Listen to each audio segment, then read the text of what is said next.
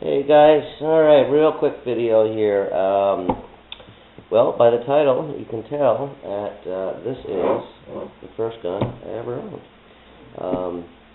My father's had it for a while, and I know a little while back he ended up giving it to my, thank you, Poker. He ended up giving it to my nephew, which I'm pretty cool with because this thing is tiny. It's a miniature gun. But it's the Winchester Model 67A. Kind of neat. I believe it was the mid-70s, I believe, when I got this. It's, 22 short, 22 long, rifle, shoots whatever. Regular bolt action, kind of neat, almost military, World War II-ish. Safety checked, of course. My father made this stock for me when I was a kid. And also then, recently, he put on this edition because it was just way too small. I must have been like 6 years old when I got this thing, probably mid-70s. So, it's not the first gun I ever fired or anything like that, but it is the first gun I've ever owned. You can see the finish on the wood. It's pretty nice, actually. And so I thought it was kind of neat. I'm going to clean it up. Of course, I got the equipment for cleaning it because it's a 22. And had some pitting, and my father did take some kind of aggressive steel wool to it. I guess I'll take a finer grade sandpaper to it, probably Duracoat it. Why not? So, kind of neat, and I'll take a few pops at it. We had a box of these 22, these Wildcats. Again, for this, will be fine, I'm sure. Plus, they're lead bullets, and really noticing a buildup in the AR barrel as far as like in the suppressor. I should say the muzzle brake. A donut ring of lead builds up in there, and I can't think that's good for the barrel. So as well as those match Federal bulk ammos shoot, unfortunately, I can't shoot them because they're not copper washed, and it does make a huge difference. So that's a whole nother video. But again, not too much detail or conversation on this. I'm gonna clean it up. I'm gonna go shooting with my nephew. My father's got. I saw the other day. He's real moving away, so he's kind of letting me keep some guns. He was going to leave them here anyway, but he's got I believe it's I don't think it's I'm not sure what it is. It's not a Marlin, but it's a tube-fed 22. I think it holds 10 rounds or more. I don't really know. But it's a tube-fed, automatic type deal, so that's kind of cool, because I'd like to just a dedicated 22 just going around, so kind of neat. Thought it was kind of cool. I really don't have a cool story, anything going along with it right now. But I just thought it was kind of neat that here is the first gun I ever owned. I don't know, I think that's kind of cool. On a side note, I want to give a big shout out to R Tadpole 696 for sending me a Rusty's Rags pistol edition. Super grateful. I appreciate it.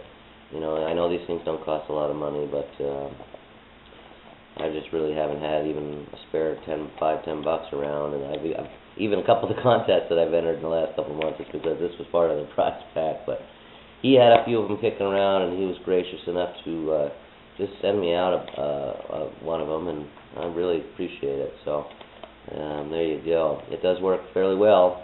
I've been mostly using it on knives, and I did it on this gun and something else.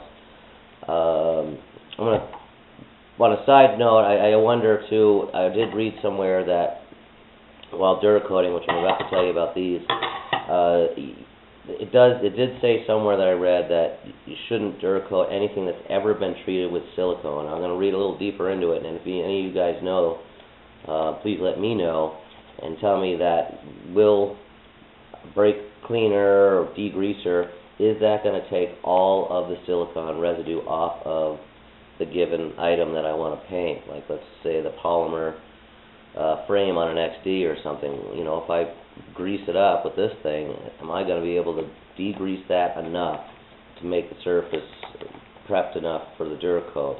Because again, I do remember reading somewhere that you shouldn't do that. So reason I'm talking about that too is I know a lot of you guys contacted me, or a few of you, about painting some stuff over the last few months, and I've gotten back to all of you and made some agreements, whatever. But I just was in kind of a little bit of a rut as you probably all know, this summer, and really just I didn't have it in me to do much stuff, and I was honest with everybody that I talked to that I really just didn't want to get something and then feel like I had to do it. I had poor Anthony's friggin' revolver barrel for the entire summer, Pierre Chico 520, and all I needed to do was, well, we were trying to do something on it, and I finally did it with some skulls, and it just didn't come out the way I wanted it, and I didn't think he would like it either, so we went the other way. Anyway, so bottom line, I guess to the point, Mac Levain Gun Nut has sent me 4 Mayar mags, and he took them down already, so super easy to paint. What I'm going to do is I'm going to try some like a crazy skull pattern on one. I'm going to do like a camo with some ghosted skulls in one.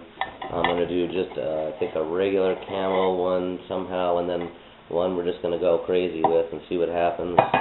Whatever. Again,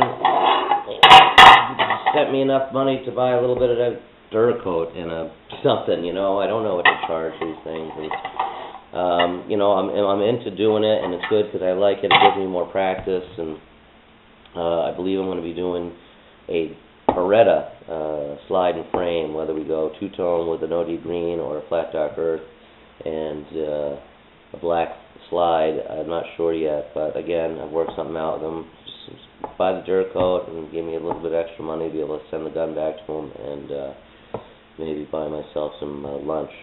So anyway, you know, if I get a better supply of Duracoat, like through this too, I'll be able to do some other things.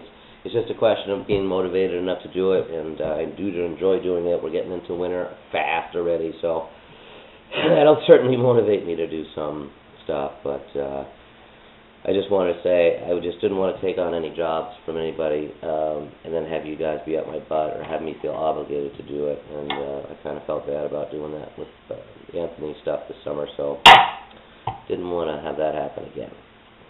Alright, so hopefully these will come out cool, obviously, and thanks for checking everything out. The reason by the way, I'm not adding a lot of music to this is I'm still trying to get a better camera. This is the crappy Nikon.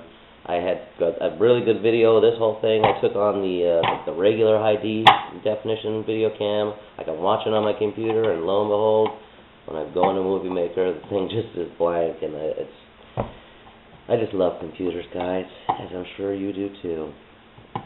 Anyway, just wanted to get this vid out. I'm going to put the link for our Tadpole 696 right in the description box down below. So if you got a second, go check them out. Tell them I sent you over if you haven't seen them yet. You know, it's like anything else, worth checking out. On a side note, I don't know if any of your guys' subs are fucked up tonight. And as of an hour ago, when I go to hit the subscription list, I'm getting like only 5 videos on there, like the last 5 videos that were uploaded, and I knew there was a lot more a little bit ago, so I'm a little concerned with that because I was getting ready to settle in and watch some stuff. So, is anyone else having that problems tonight? Alright. Thanks again, everybody, and again, hopefully I can pick up some kind of a camera that's going to work for everything PDQ, and life will be a little better. I sure as hell need to go shooting again, too. Keep those skills up. So, alright, guys. Take it easy.